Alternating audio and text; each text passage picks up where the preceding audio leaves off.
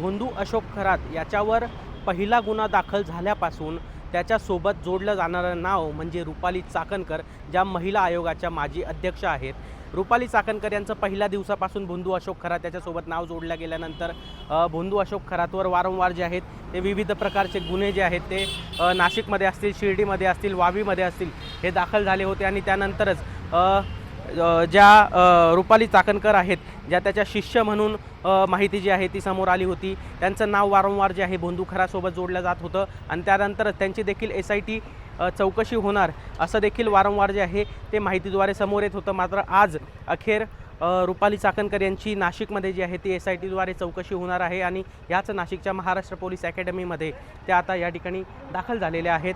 आणि स्वतः SITच्या प्रमुख तेजस्वी सातपुते आणि तपास अधिकारी किरण कुमार सूर्यवंशी हे देखील या ठिकाणी आता दाखल झालेले आहेत. आणि याच नंतर चौकशी दरम्यान नेमकं काय समोर येतं हे बघणं देखील महत्त्वाचं असणार आहे. रुपाली चाकणकर यांचा काही भोंदू अशोक खरात याच्या अर्थव्यवहारांमध्ये असेल किंवा इतर काही संबंधात काही तथ्य आढळतं का, त्यांच्या चौकशी दरम्यान आता काय समोर येतं, कारण त्यांचे वकील जे आहेत ते देखील चौकशी दरम्यान या ठिकाणी हजर राहणार आहेत. आता या सर्व संदर्भात चौकशीत काय समोर येतं हे बघणं देखील महत्त्वाचं असणार आहे. वैभव हुगे, LS मराठी, नाशिक.